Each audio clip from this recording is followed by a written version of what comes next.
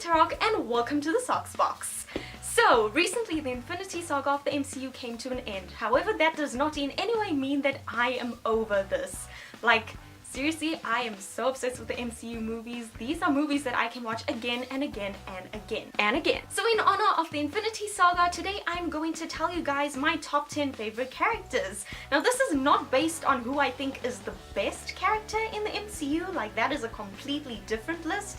These are just my personal favorites. So yeah, let's rock it. So I'm gonna start from the bottom of my list, working my way up, and at number 10, it's actually a tie between Black Widow and the Scarlet Witch. And no, it's not because I like black and red, however, them being tied for 10th place did influence my gloves for today. So I like these characters for very similar reasons. Neither of them really noticed how good they are. And by good, I mean good on the inside. With Black Widow, you see her constantly trying to do the right thing to kind of counter everything she's done in the past.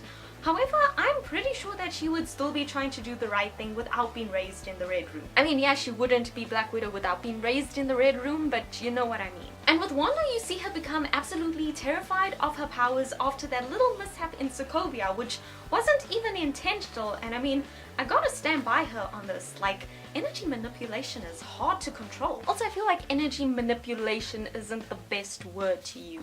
Number 9 on this list is Shuri. Shuri is awesome. She's smart and she's sassy and she's funny. Like, seriously, she is such an awesome character, and I feel like there's so much potential for her, especially as a fighter, because I'm pretty sure she would be a pretty great Black Panther too. Disclaimer, I don't want anything bad to happen to T'Challa, but I'm just saying, like, maybe she could be Black Panther for a little while. I am Groot.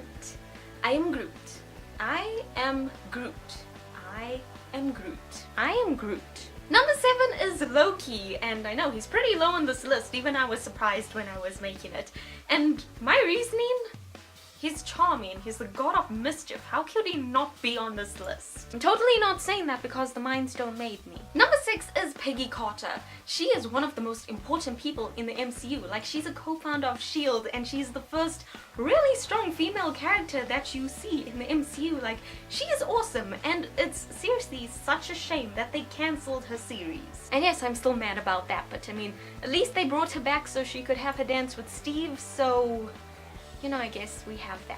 Number 5 on my list is Yondu. Now when it comes to parent figures, I am extremely critical over every single thing that they do, and Yondu is definitely one of the best, at least in my opinion. Now even though you don't really get to see this directly a lot in the 2 movies that he's in, it is so obvious that he's such a great dad to Peter. In the first movie, you see Peter calling him when he's in space because he knows that Yondu will come and save him. Even though Yondu does put the arrow to his head, it's fine because Peter knows that he won't actually kill him because he's always been soft on him, which is pointed out in that movie and actually causes a mutiny in the second movie, so you know, it's pretty obvious that Yondu really cared about him. Also, at the end of the first Guardians movie, you hear Peter saying that Yondu was the closest thing he had to family, and you really get to see that a little more in the second movie. Like, seriously, Yondu is such a great dad. Plus, you know, Yondu actually dies saving Peter, and if that still wasn't enough to convince you that he's a great dad, just listening to what Peter says at his funeral should be enough to convince anyone. Another reason why I really like Yondu is because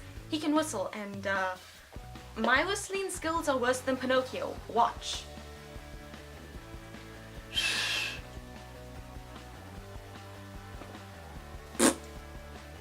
You see? Number 4 on this list is Spider-Man. So it was really hard to figure out where to put him on my list because Spider-Man is my all-time favorite superhero, so it was really hard to not put him at the number 1 spot, but I wanted to just focus on the MCU, so this is where he goes. The MCU version of Spider-Man is literally the best thing that could ever happen to Spider-Man. Like, you picture a teenage superhero and this is what should pop out of your head. Someone who doesn't really know what he's doing but wants to do the right thing and fails miserably at it sometimes. Or just doesn't really find a lot of things to do that can really prove himself as a hero. Seriously, this is the perfect Spider-Man and I cannot wait to see more of him. Number 3 is Peter Quill, aka Star-Lord. And for the record, no, he's not this high on the list because he's played by Chris Pratt. So Peter Quill has a lot going on for him as a character, and he is so good at what he does. However, a lot of that is overshadowed because of how big his personality is,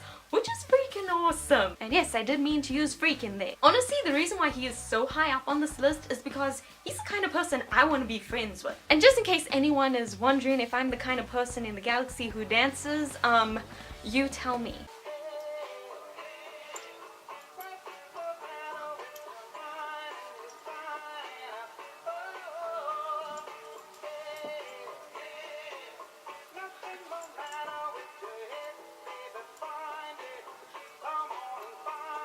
So the top two on my list, it was so close between these two, but eventually I had to make a decision, and number two is Tony Stark. And honestly, the only reason he's number two is because I decided to take away the sentimental value from the character, so that's why he was number two. But again, it was so close. Tony is the foundation of the MCU, and seeing his character development from the first Iron Man movie to Endgame has just been so awesome. Like, he has a lot going on, and he deals with so many things along the way, like personal issues, relationship issues, anxiety, like losing his parents before the MCU even started.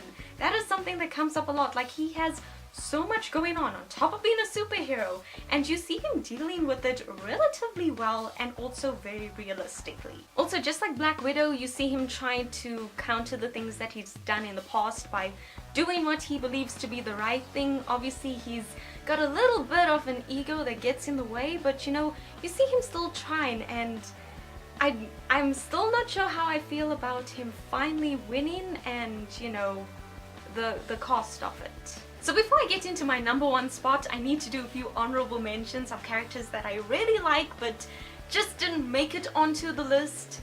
Rocket, Nebula, Agent Coulson, and T'Challa. Like, I really like these characters, and if I had done the video on who I think are the best characters, they would totally be on the list, but for my favorites, they just fell a little bit short. Okay, here it is, my number one favorite character from the MCU, Bucky Barnes. Bet some of you thought it was gonna be Captain America. Nope, it's the best friend. So I've liked Bucky since the first Captain America movie. Like, when he's introduced, you see him being very protective over Steve, but when Steve gets his powers and then goes to rescue Bucky, Bucky is just very willing to take a back seat and let Steve take over, which is not a particularly common thing you see in people, in real life or works of fiction. Also with Bucky, something very similar to Black Widow and Scarlet Witch, you see him struggling with dealing with what he's done in the past, even though, you know, it wasn't really him doing it, and also kind of being afraid of what he can do. But unlike with most other characters who have done bad things, you don't really see him trying to go out of his way to redeem himself. Instead, he just kind of hides in isolation somewhere. Seriously, where was he hiding during Age of Ultron? I've never looked this up. Seriously, Bucky has so much going on with him, and just like with Tony, you see him dealing with it in a very realistic way. And because you don't see so much of him, I feel like there's so much potential to build on this character, which is something that my imagination has done a lot, so that might also be a contributing factor as to why he is number one on my list. Also, one more contributing factor could be the fact that Sebastian Stan has some very pretty eyes. Like, seriously, just look at them. So yeah, those are my top 10 favorite MCU characters from the Infinity Saga. And today I want to know from you guys, what has been your favorite post-credit scene so far?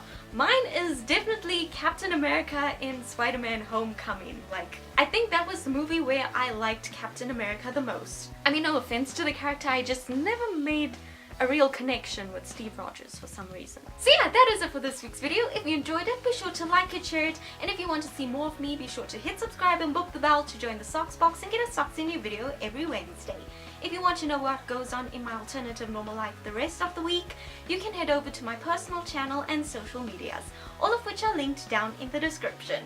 So yeah, thanks for watching, and until next week, you just keep rocking.